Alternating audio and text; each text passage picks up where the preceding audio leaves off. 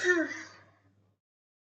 everyone and welcome back to my channel. Today I'm going to talk about the book The Power of Habits written by Charles Duhigg, and I'm going to explain in the beginning and I'm going to give you a brief introduction about this book and why should you read this book in some few videos, and then I'm going to give a brief summary of this book. So, hope you all enjoy this video. Today, I'm going to explain why you should read this book. So, what's the main idea of this book? This book's main agenda and main findings is that overall that unwavering faith and cultivated with good habits give you a successful and fulfilling life. So, I'm going to tell you what's this book mainly about. This book mainly contains the neurological science facts and experiments related to it, the real life people case studies related to the formation of the concept habits. So, moving to the next slide, we see why we should read this book. We can read this. First of all, let us understand what's the mm, what's the main how habits affects us really. Mainly, habits affects us in two broad levels: in our personal day-to-day lives and in our professional lives. So first, we are going to see professional. What actually how habits affect us in our personal life. uh, I'm going to explain it with some few examples in your which you can relate to, which you can relate to on your day-to-day basis, your day-to-day behavior. So first example is of the movies or our favorite shows we see in our television, YouTube, or web series anywhere. Usually, you might have felt this in some point of time in your life, that you're watching a very interesting scene of your favorite cartoon or movie, and someone interrupts you. Say your mother is says gives you a task that to bring this and this things for your dinner, could you please bring it? But you would just say that yes, yes, I will. Mostly people do that. Uh, that yes, I'm going to bring it after the show gets ends. But or you say after this particular scene ends or this particular episode ends, I'm going to go and bring the food from the market. But generally, what happens? Just we keep on seeing and seeing, and we just keep stay glued on the television. So, why this behavior comes on? Well, this unimaginary super glue is actually your habit of watching and enjoying your favorite show. This we are going to see how actually the feeling of enjoyment after looking at your favorite television show makes you unable to get up from your seat and go to the market. So let us go and see another example. This is very common in college and school life. Well, particularly I study in college, so I pretty much, I can relate to this situation. This picture actually depicts the situation that you are peacefully working on your desk for some, say, suppose your tomorrow test deadline, and you keep on working and working, then your phone really keeps on giving notification for your messages, calls of your friends, most probably about some some gathering or fun they are going to do after exam. And once you just pick up your phone to check your notification or some email from your college itself, you just open some other application and start scrolling to it, say suppose WhatsApp or some other social media, Instagram, Facebook, anything else. You just, after checking your email, you just scroll down to those social media apps, and just you keep on scrolling, and you will say like, you will think like after 10 minutes I'm going to study and go back to study. But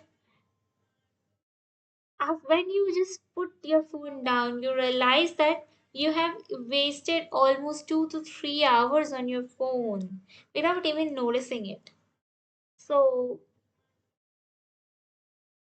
this is the case where while working you are distracted by your phone notifications. So this distraction is also the reason of your habit of looking at your phone when you, as soon as you hear the your notification bell ringing on your phone, and that compels you like watching. And even if sometimes you think that no, I'm not going to pick my phone until say suppose some 30 or 1 hour, but you still, your mind just says just open the message, your head just start ringing like that as soon as it hears the notification bell. So this, all of the reason, all of these uh, situation, all of these reaction, all of your the reaction really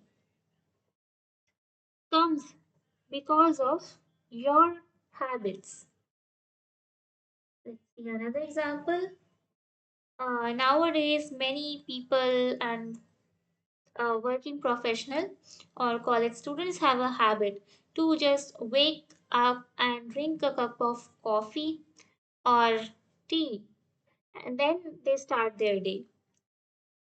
So it's may not seem like it's a really bad habit, you may not understand, but it actually really affects very, very much. This habit of drinking coffee or tea as soon as you wake up, the first thing you eat, actually affects your energy level when you wake up or work through your whole day. Maybe 1 or 2, 3 days, you might not notice that drinking coffee is actually controlling your energy.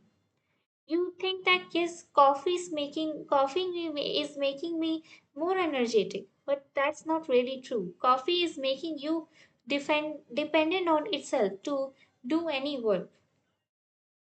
I can explain it in the I can explain it in a small example, with a small example. Let's suppose we imagine that you just wake up from your bed, make your bed, brush your teeth, and you and you take a cup of coffee.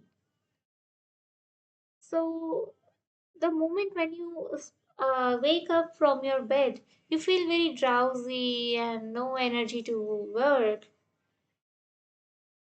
After, maybe after 1 or 2 days, after say suppose 1 week, if you just wake up from your bed and don't drink coffee, you will feel all drained because your body has become habitual to drinking coffee and then doing any work.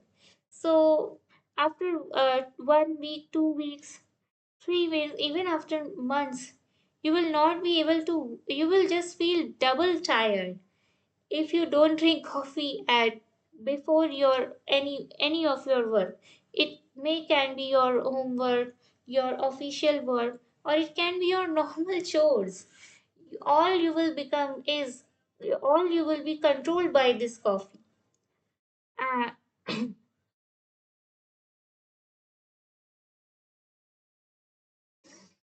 In my college, I have seen most of my classmates are addicted to coffees. So all these addictions are caused due to habits and one concept known as the habit loop. We will discuss about this in the later videos uh, with more specific explanation. Maybe now you are not able to understand very well, but after some videos, you're you will get a clear picture why I'm saying that coffee is controlling you and you are not controlling coffee. Same thing happens for people addicted with smoking and drinking. Many people are addicted to smoking or drinking and are not able to quit.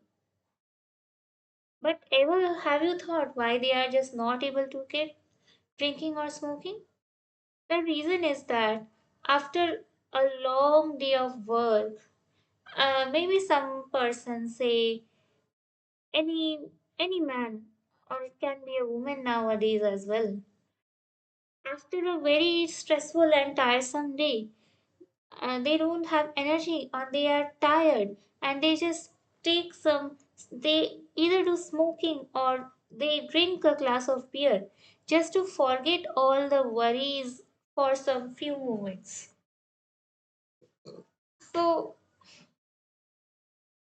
drinking alcohol, drinking or smoking can give you relief, can give you some relief from your stressful thoughts or your tiresome day or about some quarrel or some big trouble in your family or work life. But it won't solve your problem actually. The alcohol actually stops the stress signal, feelings of the stress signal to your brain. But it's just a momentary change. The actual problem is that the problem is not so the problem which is troubling you is not solved, and after some time when effect of alcohol goes, again the same stress reactions in your body will come. So how to quit smoking or drinking? The simple answer is to to communicate with people and try to solve your problem. Then your dependence of alcohol or smoking will go down after some time slowly. It's not like one day you will think that you used to drink 100 glasses of alcohol or some 20 packets of cigarette you smoked the whole day, and you will think that you will completely leave smoking the next day. No, that's not going to happen, but the amount may be reduced. Like next day you started smoking 10, from 20 you started smoking 10 cigarettes, then 5, then after some months you are completely successfully quit smoking. So this the changing of habits takes a little time, and your self control.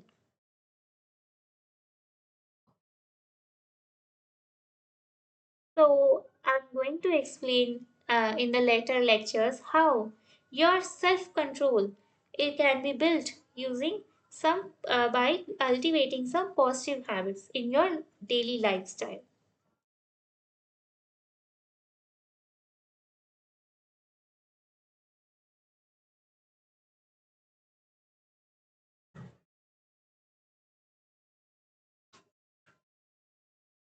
So moving to next example is eating habits. So one thing I'm going to say very clearly that formation of bad habits is very easy, but formation of good habits is very tough. Bad habits they just start you just start it one or two, three times and it start being addicted to it. But formation of good habits are a little tough. So here is an example of having a habit of eating junk food. You just feel like you just want to swim in the nacho cheese and gonna eat it all day long. But you just but you after seeing fruits, vegetable, or some healthy food or veggies, you just want to scream and run away. I mean, there are many people like that. Most probably in the foreign countries like European side people, they have mostly this kind of problem, having a very poor life of eating habits, which leads to many bigger diseases in your 40s and 50s years of age. So, what's the reason of what's the reason of you having forming the eating of bad habits? And there are and we are going to discuss about what are the solutions, key solutions of changing your bad eating habits to good eating habits. This can be solved using some which this can be solved by some simple experiment, some simple solution just by listing down what you eat every day can solve your problem of bad eating. That is explained in this book by a simple experiment. We are going to see into it in some later video lectures. The most important question is, this punishment can can giving punishment to a person really remove bad habits of that person? Well, the answer is yes and no both. And we are going to know how it's a yes and how it's a no with two different cases in the later on lectures. And give you a brief introduction like, if the punishment is framed in such a way that it will prohibit you from doing the bad habit and cultivate some good habit in place of it, then punishments can really reform you. But if the punishment is not carefully designed, then it can harm you even. And it you may be given some punishment and your habit will remain the same as you were before. So we are going to discuss it in the future lectures about the solutions of power of habit given by neurological scientists. Okay, that's all for today. In the next video, I'm going to explain how habits really affect your professional lives. So till then, stay tuned and thank you for watching my video till the end. If you like my video, please subscribe to our channel and hit the like button of this video. Thank you everyone and have a nice day. See you all in the next video. Bye.